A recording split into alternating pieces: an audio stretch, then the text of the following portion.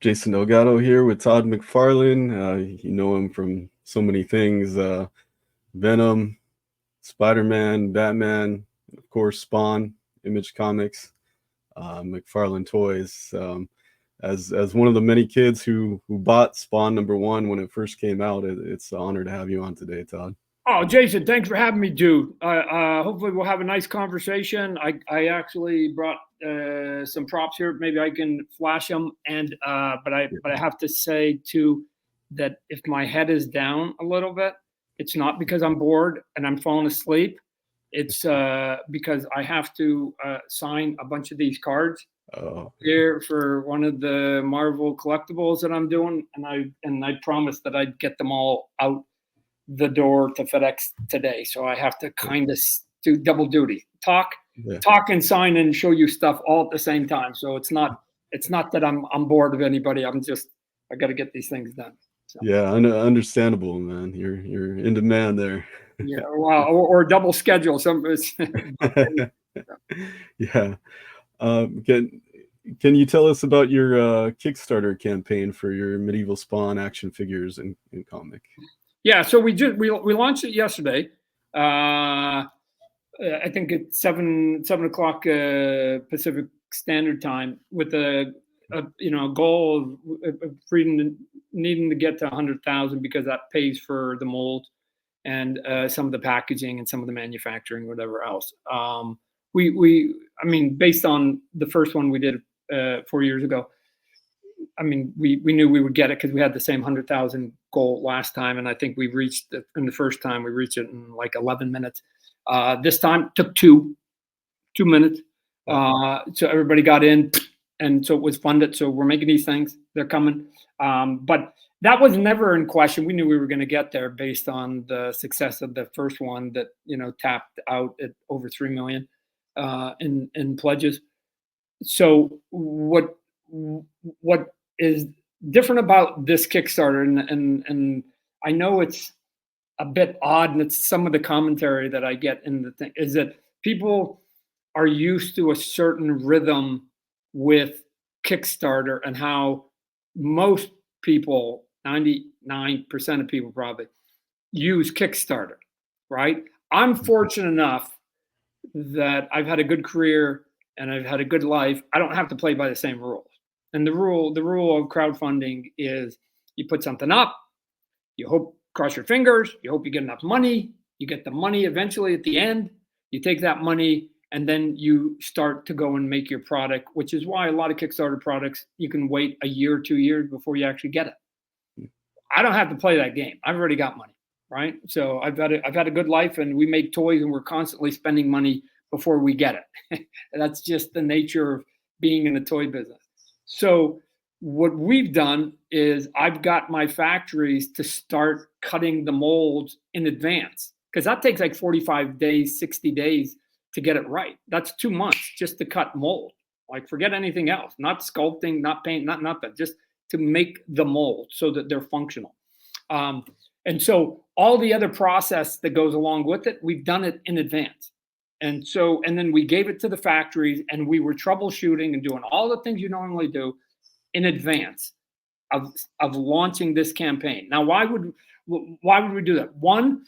There's only one answer, Jason. There's only one answer, so that I can deliver these items, the majority of them, or at least a good significant amount of them, as fast as possible. The record I keep saying that I want to break is the speed record, right? From the time that the campaign ends to the time the first person gets their toy, I want to set a record of the fastest. And if you live in Hong Kong, you're going to be the fastest, because we're going to manufacture in China, we're going to ship it to Hong Kong, and then Hong Kong is going to ship out. So the first ships are going to go to people in Hong Kong, right? Like right now, which means, arguably, if you lived in Hong Kong, you might get it a month after the campaign ends, right? And last time, even with the pandemic and all the supply chain issues and containers being hard to find, we still got it out in 9 months, right? Which is a good number for a Kickstarter program, but I wasn't satisfied with that. I just go, now there's got to be a better way. And the better way is make them now. Start baking some of the cookies now. So literally yesterday, they delivered me a sample, not a prototype. We've been doing prototyping a long time. I got a sample. They sent me a sample saying, Todd, tell us what's wrong with this, because this is as close to manufactured as possible, right? I'm going to put the slipcover back on. I had it on. So they go, we need you to sign off. Is there anything wrong? Is the tightness of it work or whatever? Oh, so I just got it. So and it's a shame because it's way sexier in person, right? So I might not. It looks good here. So here it is. Going to be the different foils, right? We're going to have the red and the green and the silver. So this is the front of it, right? So you can see how big it is. And then you got the little medallion there with the Spawn logo on it. And then you got the big sassy medieval logo right up in here, right? So it will look good on your shelf if you don't open it up. It's going to be a good looking package. Then you take the slipcover off, just like we did last time. And then you're going to get the inner box. And even on the inner box, we've done some foil. Well, it's varnishing. It's actually black on black, right? And it's front and back, so it looks super cool. We've got the ribbon, and the ribbon is how you basically open it up, right? And then once you open it up, then this, I'm hoping, is what everybody's going to get at the end, because what we've done is I made the factories. I go, make a spot for everything that I've given you. And I'm going to cross my fingers and hope that you fill every one of those spots, at least on most of the figures, right? So once you open it up, then, and this side is basically all the giveaway, right? This right here, this is all the giveaway stuff. This is the stuff that doesn't come with the initial cost. I'm hoping to be able to give all those pieces away, right? Those are add-ons, and there's a couple up and over there. And then if you happen to get one of the ones with a signature, you can see the one with the signature. The toy itself is here, but it will have stickers on it to replicate like the original one, right? This is basically the original one from 94, 95 that we're remastering. So we're going to put on that. So what I don't have on here is the stickers, but they're not concerned. They're just going, does all of this make sense to you, Todd? Does it all fit? Is it snug enough? Like I can turn it this way and nothing falls out, right? So, and there's actually even plastic that protects this and this, right? So you can keep as much as you want of the packaging, and the box itself comes in plastic. If you buy the 3-pack, you're going to get it double boxed. Each one's going to get double boxed and get in there. And then you just take out the foam. And when you take out the foam on the one side, which I'll do, which is this piece, then that's what's holding the figure. And then you take out your figure, right? Got your figure here. Oh, by the way, underneath the figure is where the comic book is going to be. It's in a hard case so that it doesn't get bent in transit. And we're even going to throw in a bag in case you want to bag your comic book. Okay, cool. And then the toy itself is in, like we did the last time, it's in a resealable package that basically opens and closes, right? So you can open this up and then close it, kind of like Tupperware. You know, you sort of tighten it at the end, and then inside obviously is your product, right? That's in there. And once you open it up, I won't sort of bore you with taking it all out, but I have one here. When you take it all out, you get super sassy, right? Yeah. I mean, this guy is good looking, right? Yeah. Front and back. And that's not including all the stuff that can come with them. And then and part of that is like the multiple heads and all the fun stuff that you can do, right? Like here's one of the heads, right? And you get this one, actually is my favorite one because you can actually open it up, and then there's a head underneath it. That's cool, right? I don't know if I've got it here. Let me see. There it is. But anyways, and then it just pushes in one of the holes, and it sits in there snug. So that you get all that. Right, each one of them is $58. You know, again, there's some shipping, but so $58. And once you put down your $58, Like, that's it. You don't have to give me any more money. And along the way, depending on how the Kickstarter works, I'm just going to start throwing stuff in. Like, here, shit, we hit a good number. Usually it's like around $250,000, but I sometimes I just do it arbitrary. I just pick like a stupid number that makes no sense to anybody.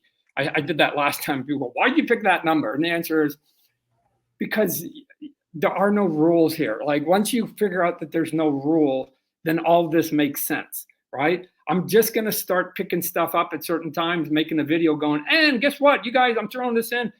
Everybody that bought a figure will get this, period, out, end of conversation. And then some of the fun stuff are, like I was shown before, is that we've got some magnetic pieces. So this is a magnetic piece. You can see the magnet there, right? So you just literally, that's how you take it off and on. But if I throw in some extra pieces, and I'm hoping to, extra gauntlet, you just take off the old one, you put on the new one, done. Nice. Right? So the same thing happens on the chest. You have to take the collar off because it needs to plug in to hold the weight of the cost of the cape, which is pretty heavy. But once you take that off, then the chest goes off and on just like that too. So I don't know. It's just a goofy, fun project that we've been working on, and so I'm hoping to give the best detail by far that I've ever given on any figure. And I've been at this for 30 years making toys at a fair price, and add a ton of extras by the time it's all said and done, and deliver it to you faster than anybody else. It's kind of an anti-Kickstarter campaign because that's not how it's supposed to work, especially on the speed level. But I'm hoping that part of the reason people will maybe think about supporting is that they'll go, oh, wow, so you're saying I can get it by the end of the year? Yep. Well, the attention to detail is absolutely incredible. I mean, it just looks amazing. And I mean, that I can see why fans are going crazy for it already. You're already over 1.3 million, and you just started. So yeah, I love it. Love it. Here's the thing about Kickstarter, which is interesting. I learned the first go round because the people at Kickstarter told me this, and it was true. And I guess they just have enough data to know. On average, you get a third of your money in the first 24 hours. You get a third of your money in the last 24 hours. That was surprising to me. Yeah. And then in the other 28 days, you get a third in the 28 days. So you get a third. Let's say you're doing 3 million campaign. We should do closeout. I'll get $1 million in the first 24 hours, $1 million in the last 24 hours, and then $1 million in 28 days in between. So it gets really slow in between, and then bam at the end. Those are the people who come in that basically wait to the end, which makes sense because the price doesn't change. That then say, okay, now that it's near the end, I want to know exactly what I'm getting for my money. Right? Where the people at the beginning are going, Todd, I'm happy. If you don't add anything, I'm happy. Right? There's another group of people who just go, no, I want to know, full disclosure, what I'm getting for my $58. And then they make their decision going, okay. And I'm hoping if anybody was sitting on the fence going, okay, it seems reasonable, that by the time I throw in 10 or 12, 15 extra pieces, they'll go, oh, shoot, okay, he's going to give me all that too, and not upcharge. Okay, I'm in for the game. So we'll see if it plays out the exact same way, because the meter went pretty fast, especially the first couple hours. But if people want to have fun, just watch it the last couple hours because it goes just as fast at the back end. Yeah, it's a amazing value. I grew up being captivated with the medieval time period because of things like King Arthur, the Black Cauldron, medieval times dinner and tournament. Those things. Were there any particular thing or things that got you interested in the Dark Ages? Only that it looks and can look cool, right? I'm in the cool business. I'm in the cool business. Have been for 40 years. Just what could when I was drawing, I was just like, man, what would look cool on this page? What would be fun to draw? Which is why I did all those funky Spider-Man poses. And then with Spawn, it's like, oh man, I can do a big cape. Batman, I can do a big cape. Man, that'd be pretty fun. And then with toys, when we came out, even when we came out at the beginning with these, people were like, "Oh man, look at the detail!" Right? Yeah. Remember, there was a time where people were ranting of the detail of this. Yeah. Right? And then I just showed you this. Right? So that's a tenfold jump. But for me, it's just, I think armor, because you can just have so much fun on it, and there's really no rule for armor per se. I mean, yes, it has to be functional, but I don't think we all sort of know practically how it has to work. So you can just do all this great, crazy design work and paint it any way you want, and just have fun with it. I think it's some of the reasons why things like Warhammer and things like that work, because they just got all these elaborate sort of armor bases, and people just get to customize them in a way they want. Yeah, medieval Spawn looks so cool, so cool. Also, there are things like Lord of the Rings fans and Dragon fans and Game of Thrones fans, and I think that look, I'm hoping that this look will have some crossover appeal for people who just, I don't know what Spawn is, but like, I like armor, and I like medieval, I like the Dark Ages. Cool. Yeah, I love both, so it's awesome to me. I wanted to know if you had any updates on the King Spawn movie. We're out right now trying to find our director. As I said at San Diego, that was going to be our next mission. The director that we're looking at right now is filming something, so he's busy. So we've sent the script out to him. We were hoping to sort of have a face-to-face, but he's working on a big project already, and it was like, it wasn't going to work. So we go, I will just send you the script. When we approached, you have to sort of go through the managers and agents a lot of times, and sometimes you get a very quick no, what they call a pass. So we shot pretty high, and they didn't say no, which is always hopeful. And so now we're just trying to see, after he reads the script, if he has any questions, if there's a way that we can maybe get our person. So yeah, well. And if not, I mean, sometimes the person you would like, you can't, because they have schedules, and it doesn't mean that if you have to go to other people that you're giving up much. It just like anything else, like sort of doing a draft in the NFL, you put your wish list, and if they're not there, then you pick somebody else who you think is going to help you equally as well, right? And so there's a ton of talent out there, and we'll figure it out. Yeah. Do you play fantasy football? You mentioned draft there. It just made me think. I used to, but and it was weird because people were saying, Todd, why'd you quit? You won 3 years in a row, right? And the reason is because there's only, like, back then there's only 16 games, and there's too much of an element of luck. Yeah. Right? I don't want to play in a league in which my daughter can beat me. If she happens to pick the right one or two guys, right, she can beat me, right?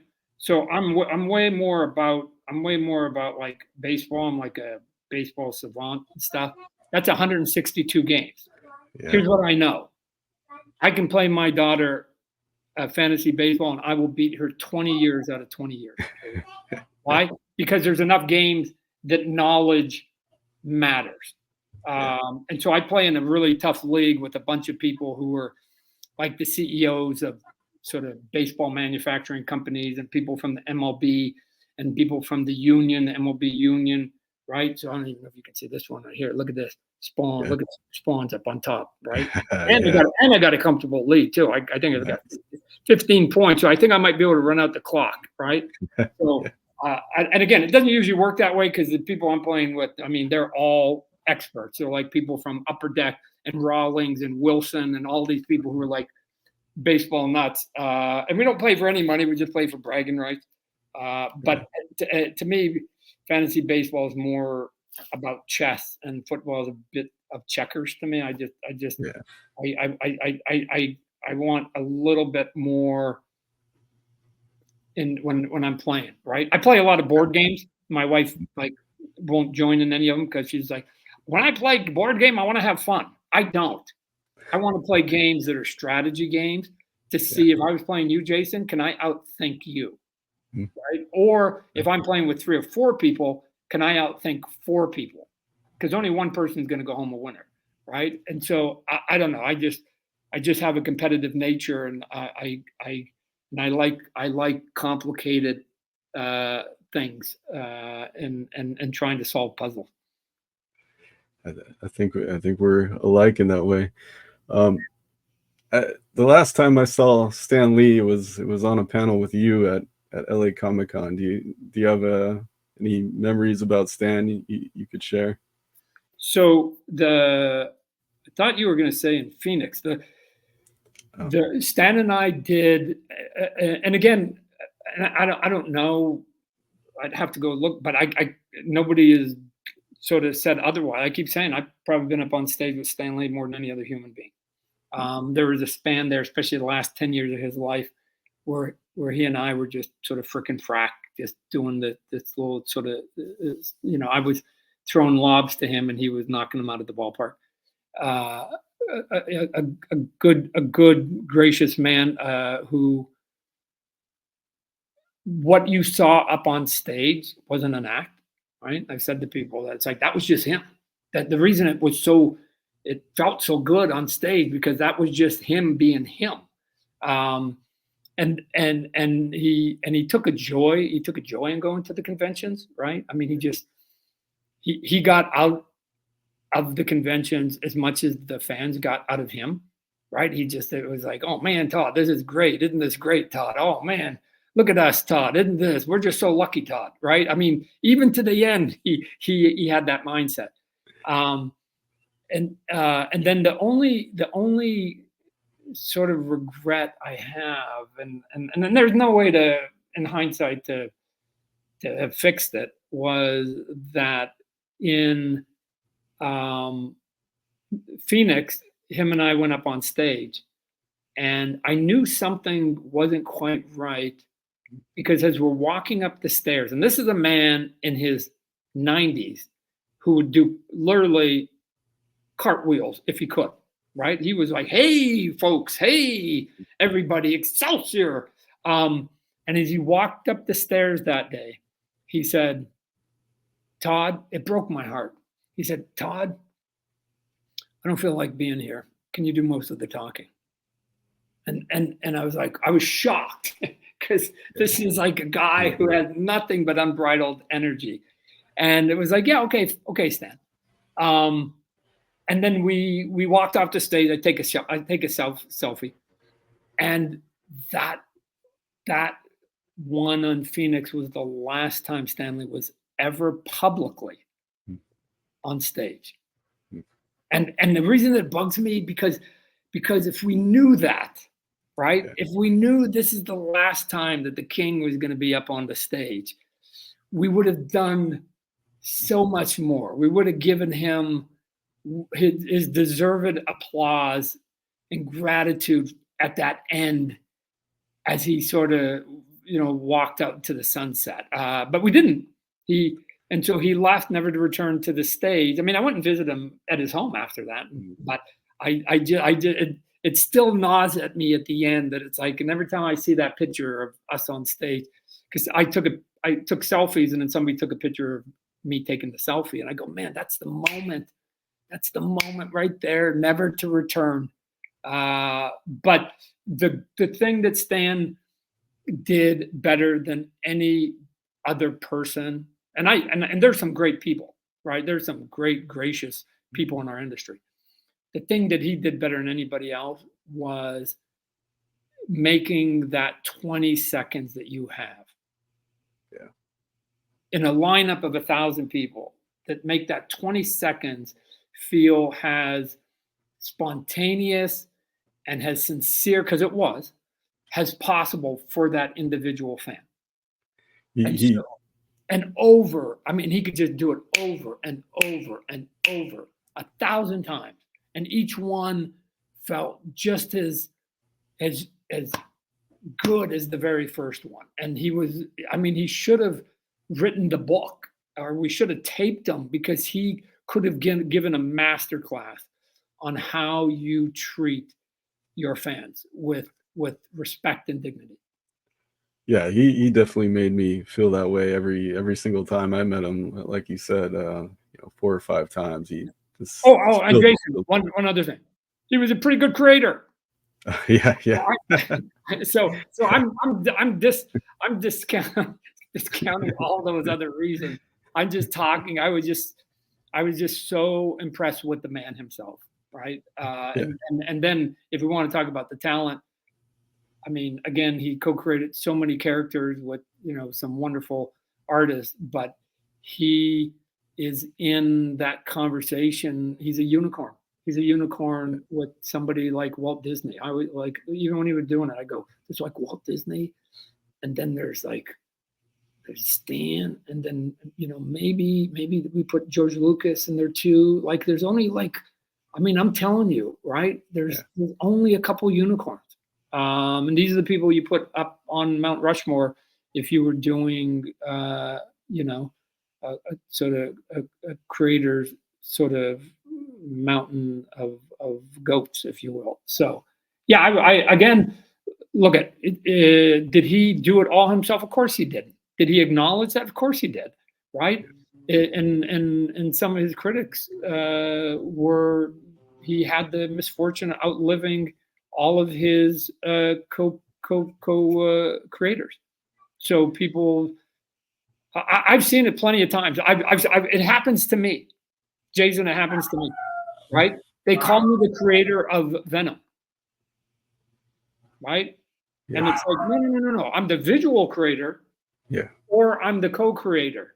But the media just wants to glom on, and so I think I saw it lots of times. He would say co-creator, and they would write creator, and then people go, "What, you taking all the credit for creating Thor?"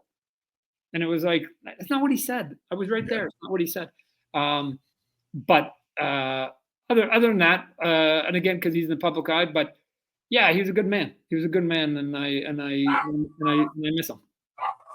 Yeah, I think you gotta let that regret go too, because I saw you guys on the stage at LA Comic-Con, and I think you did a fantastic job of giving him his his send off, even though that wasn't the last time. Like, I felt that on stage there. But yeah, speaking of Spawn, my son absolutely loves Spawn. I loved him too growing up.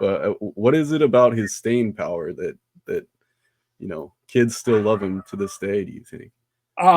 So I don't think there's any magic formula. I think that longevity itself is its own elixir, right? I mean, when I started collecting comic books, why did I go and pick up Batman and Superman and Spider-Man? Because they've been around. And as I was growing up, the word had been around, right? And so the longer you're around, it's just, the word is attrition. You just run into it over and over and over, and it exists. And then at times, all brands, and Spawn's just a brand. You have your high moments and you have your low moments, but it's just the nature of being around for decades. So I try to make Spawn just be cool badass, right? And it's like, I don't know, it's like I'd want to be Spawn, right? He's just kind of cool and he looks cool. And so I don't try to overcomplicate it. I know others did, I remember I'd be up on stage with Stan and other people, and they go, "What makes Spider-Man so, popular?" And it's like, well, he's relatable, and he's like the people who are reading it, and then go into all this sort of scholarly, intellectual stuff. And then they get to me, and I was like, I got a different take. I think he's just fucking cool, right? Who doesn't want to climb walls? Who doesn't want to be able to go and go and spin and then swing? Like, what are you talking about? It can't. I've always said it can't be that he's a teenager and he's relatable because that doesn't solve the problem for Batman. Mm. Why do people like Batman then? He's not relatable. He's a millionaire. Today's standards, a billionaire. He's got nothing in common with us. You know what he does have in common? He's fucking cool too, right? He's just got that cool black costume, and he's got the big cape, and he's got all the gadgets, and he just waits till 2 o'clock in the morning, and he goes, Alfred, go get me the suit. I'm gonna go scare the bad guys. Yeah. Right? And I just go, man, don't we wish we could like push back the bullies, right? So I don't know. I try to maybe because I'm simple myself, I try to keep everything simple in its context, and so maybe I think the thing that maybe I liked as a little boy, I just try to put in there, and so now you got a little boy, and maybe some of it is still there. I don't think we sort of evolve that much. Yeah. Right? We haven't really evolved that much. I think little boys, let's just talk about little boys specifically. I think they like dinosaurs and monsters and aliens and robots and cool superheroes. Like, what are you talking about? Like, and it's just, that stuff has just always been there. Right? So we haven't changed. So your kid, I'm guessing, sort of likes. If I showed your boy the same 10 things that I liked as a kid, I'm sure that he would respond to 8 of them. Yeah. Yeah. You know, I've seen the fans go crazy for you at these comic conventions. My friend Chris at this last San Diego one was really excited to get a picture with you. Do you have some memorable fan interactions? Yeah, I mean, we have them all the time. So we did another make a wish one at San Diego, which is always humbling that people who are sort of in not the best health, that they make a choice, and one of the choices they'd like to spend their time that may be limited is to come and say hi to you and hang out with you, right? So that's always sort of pushes you back a little bit, going, wow, like I'm just a schmuck. You get people come up sometimes in tears, going, oh man, I haven't done it, and then you get these great stories of people talking about, they were there when the first issue with Spider-Man came out of Spawn or whatever, and they tell me their stories, right? And then they show me pictures. Sometimes we took pictures like 20 years ago, 25 years ago. Really cool. We try to like mimic the photo. But overall, the experience is that anybody who gives me $1 and has given me $1 deserves my respect, because making money usually comes at the cost of being away from your friends and family and your loved ones. And so if you give me your money, you're giving me time away from your loved ones. And I know how sort of precious that can be. And so I treat every fan as equally important. And there's no dumb question. There's no silly, nerdy thing. My attitude is, if it's important enough for that fan to ask or inquire about, it's important enough for me to answer. And I don't go like, so if they want to know who's stronger, Thing or Thor, then they deserve my best answer to that question.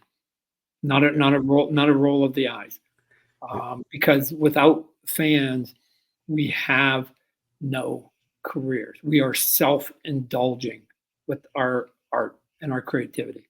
And it's a piece of the puzzle that I've seen some of my peers over the decades lose track of, and celebrities at times in general lose track of, right? They're not a bother. I get it. If you're out at a restaurant, you don't want 20 people coming up to you the whole time or whatever else. So there's an easy way. You just say, hey, I'm going to have dinner with my family. I'll get to you when I'm done. Done.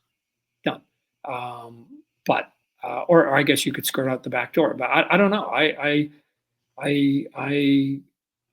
owe my career to these people, and so I try to give back as much as I can. I don't go to that many shows, a couple in a year, but I try. When I go, I try to give all my energy toward them, right? The people who put on the shows, hey, Todd, let's go out for dinner afterwards. No, I'm tired.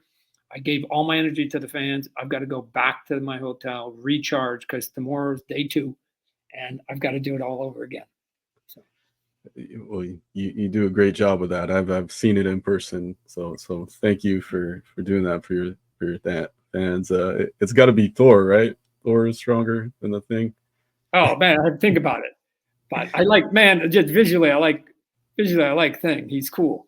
Yeah, he's cool. But yeah, Thor would probably take him down. So I'll put a link to your Kickstarter in this video. Is there anything else you'd like to tell us today, Tom? No, at some point, it's interesting. I've had some people say, hey, Todd, you should write your memoirs because you got a lot of stories. Sometimes I get up on stage and I give fatherly advice and whatever. But I don't do it because, and maybe this is part of my delusion, maybe part of the reason for some of my success, I guess, I don't know, is that I've had 40 good years. I think I'm living to 100, right? I go, Stan almost got there. Shoot, why can't I? And so if that's true, then I'm only halfway through my career. So why write a memoir about something when I'm only halfway through the football game, right? Why don't we wait to the end or close to the end? The answer might be because you get hit by a bus when you're 88 and nobody ever gets to hear it. So I guess I'll have to think about that a little bit. But I still have a lot of fuel in the tank, and so hopefully there'd be a lot of other things to add to the conversation. I hope so. At my son's school this morning, they told a story about a lady passed away the other day who lived to 117. 117, oldest person on the planet. Yeah. I think she was out in Spain or something. Yeah, I heard that. Yeah. Here's the thing. Then I'll let you go. Is that we have a tendency that once we get about almost 20-ish, sadly, that we sort of start thinking that we're adults, and that's a different definition of what we should do, which basically means we don't skip anymore. You don't run a lot. You don't jump up and down. You sure as hell don't climb fences anymore. And the only thing that really, because we used to do all that as children, and the only thing that prevents us from doing that is ourselves. We limit ourselves, right? So I'm 63 years old. I'm telling you right now, I can climb to the top of a fucking a screen fence at a baseball game to get a ball that's stuck up there. I did it the other day. And people are horrified that a 60-year-old man can do it. Now, why? They're horrified because they're projecting themselves on that task. Oh my God, why'd you go up there? I'd kill myself. I won't kill myself. You know why? Because I've been climbing that fence for the last 62 years, right? So if you ever see somebody skiing at 88 or taking stairs 2 at a time at the age of 91, and you ask them, man, how are you able to do that? I almost guarantee you I know what the answer is going to be because I did it last week. They never stopped moving. They never stopped. They never limited their body. And the thing is, like, you treat the body good, shoot, right? Short of things like dementia and cancer and other things that we can't control, but you keep body shape, you can go a long time, right? So Stan Lee, I remember he would go for these long 3-mile walks before conventions, right? At the age of 92, 93. And that dude was like, he was super mobile up until near the end. So I was like, man, I have my superheroes of life that I admire, and I go, man, I want to be that. I want to be right. And every time I see somebody at 85 on a bike, I go, man, I want to be that person, right? I don't want to be the person on the couch. I want to do it. And then if I have that childish delusion in my head, then hopefully it'll keep me active up here, and I'll just keep doing. Look, shit. What are you talking about? I play baseball with my son. Like, I'm 40 years older than him, right? Well, this is what I got the other day, right? So not softball, hardball. We're playing hardball. So most of the kids are 20, some are in the mid 30s, and then there's old man Todd, right? And so I was 3 for 4 3 for 4 RBIs, right? Showing the young kids how it's done, right? Because I'm just delusional to think that I can keep up with the 35-year-old kids. Getting harder, but I'm like, no, I'm going. Let's go. I'm not going to let any 30-year-old kid show me up. And it should be the opposite too. That in our industries, and if we go back to now, like comic books and toys, especially comic book, I don't understand why I'm relevant. I don't understand. I like there should. The natural way that businesses work is that you have people, they come in, especially on a sort of a celebrity level, and you come in and you sort of have the spotlight on you for a while, and then you move on, and then the next group comes, and then they move on, and the next group, right? Like why? I mean, I've been at it for 40 years, and so is Jim Lee, and so is Greg Capullo, and Frank Miller, and the Kubert brothers, and John Romita Jr. Why are we still all relevant? It's in our 60s. Well, you're on the mountaintop, But I'm saying we shouldn't be, though. Yeah. We shouldn't be. There should have been another, like, 10 years younger than us, 20 years younger than us, should have knocked us off and said, it's not your time anymore. Just like in music and in acting and in anything else, like, you did okay. You were okay. Pacino, you were great. De Niro, you were great.